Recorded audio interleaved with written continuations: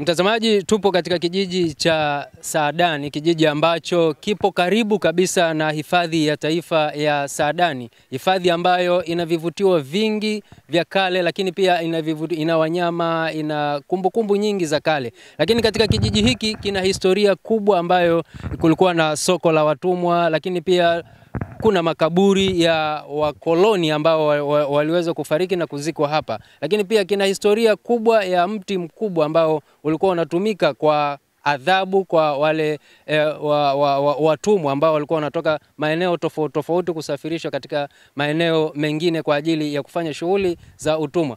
Karibu ili uweze kujifunza, kijiji hiki kina historia kubwa na utaweza kufahamu historia ya kijiji hiki, lakini pia unaweza kufahamu vivutio vilivyopo vya kihistoria katika kijiji hiki pamoja na hifadhi ya taifa Saadani. Mimi naitwa Idi Mumba. Usisahau kusubscribe, kulike na kushare video zetu. Endelea kufuatilia M24 Online Media. Mimi nakutana na Solo Said Chande.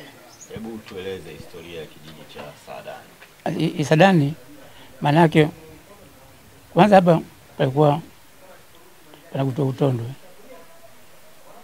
Naona sasa kuna mzungu mmoja alikuwa anafanya kazi wake kutoka huko bara huko. Ndani alikuwa wanasalia na kugonga ile nga. Sasa wale wafanyakazi wake walikuwa wanamwambia mzungu, "Dino bwani." Na akasema saa iko ndani. Sasa baba ndio maana yake pale ikaandikwa Saadani. Sasa historia ya mbuyu ambao zamani ulikuwa unatumika. Mbuyu wapo nyuma hapo. Ilikuwa kuna watumwa kutoka huko bara huko. Wanakuja mpaka katika libomo ile pale. Wanakaa pale, sasa wale wabovu wale nyongwa hapo. Wale wazima walipelekwa Zanzibar. Wale wanaweza kufanya kazi walipelekwa Zanzibar, wale bovu ndio wananyongwa hapo. Hapa tupo kwenye huu mbuyu, lakini pia kama tunavyoona kuna misumari ambao wanakijiji wanatumia kwa imani yao, kwamba wanakuja na mtoto wao lakini wanampa maneno mazuri ili afanikiwe katika maisha, kama apati kazi, lakini pia vile vile kama hajaolewa. Kwa wazee wa kimila wanamleta hapa na kuongea maneno ya kimila. Kwa hiyo wanapopiga msumari, ule msumari unapozidi kuzama kwenye mbuyu ndio mtoto wao anapata mafanikio. Kwa hiyo ukiangalia kuna misumari mingi sana ipo hapa.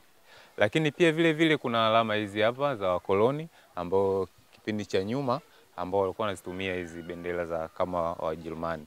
Ambao kuna mpelelezi mmoja alikuwa kijana sana, chaguliwa kipindi hicho kuja kupeleleza katika eneo hili usawa wa bahari kama wakoloni ambao walikuwa wanaitwa Herman van.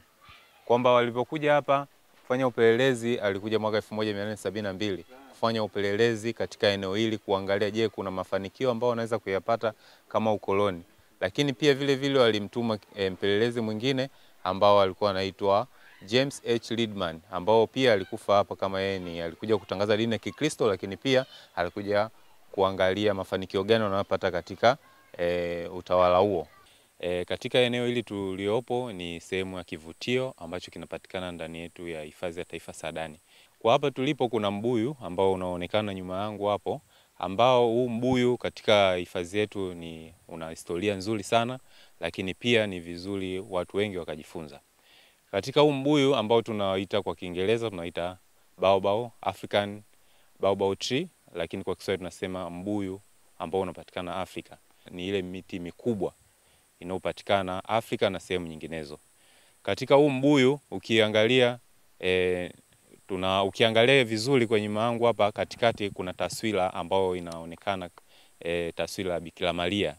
Kwa ukiangalia vizuri ni mama ambaye ameweka mikono yake vizuri, lakini ukiangalia kiumbali kidogo kutokana na mita hapa unamwona amefanana kabisa na taswira ya Bikira Maria.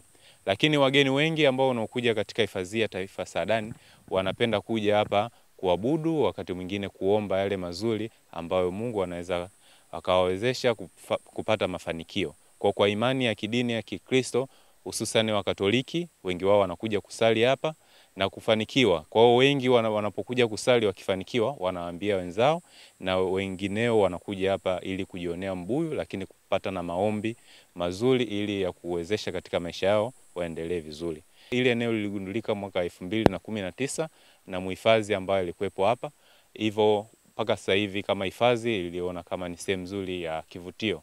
Ukiangalia mbuyu unatumika katika matumizi mbalimbali upande wa imani za upande wa kijijini, ndio maana tunasema kila mbuyu na shetani wake. Katika ukiangalia sana upande wa kijijini kuna mibuyu ambao pia wanasaidia kuweka imani zao. Pia vile vile katika huu mbuyu tukiangalia baadhi ya wanyama wanapendelea sana kula katika magome yake. Ile magome yake the way wanavyokuwa wanakula wanyama hususan tembo wanapata calcium. Kwa ile calcium inawasaidia tembo kipindi cha kiangazi wanapokula magome ya miti, inawasaidia hata kama maji yanakuwa ni shida, inawasaidia pia wao kusurvive kutokana na maji ni shida kipindi hicho cha kiangazi na kuongeza calcium. Vile vile kwenye upande wa dunia nzima katika mibuyu tuna aina 10 ya mibuyu ambayo inajulikana. Mojawapo kwa upande wa Afrika tunao African Baba Tree. Lakini pia vile vile ukiangalia mti tunasema kwamba matawi ya juu na mizizi inafanana. Kwa ajili gani? Kwamba kuna historia au interest story ambayo inajulikana kwamba ukiangalia up down tree, yani kwamba juu matawi yake na mizizi ya chini inafanana. Ni kwa ajili gani? Ni kwa sababu kipindi cha nyuma historia inavyosemekana huu mbuyu ulikuwa utoi maua na utoi matunda, lakini kwamba huu mbuyu ulikuwa unaona wivu au kuwa na tamaa kwamba kuona baadhi ya miti mingine inatoa maua mazuri, lakini pia na ndege wazuri wanaenda kutua katika ule mbuyu au katika huo mti. Lakini pia ikatokea kwamba kuna mbuyu mmoja kuna mti mmoja unaitwa Christmas tree, ambao mti ambao mara nyingi sana vipepeo, ndege wazuri wa kupendeza wanaenda kukaa katika ule mti kutokana na mandhari yake. Lakini huu mbuyu pia wakati mwingine ulikuwa unaona kwa nini yeye hajapewa hiyo fursa kwa hifadhi yetu na kujionea maajabu unaopatikana katika mti huu.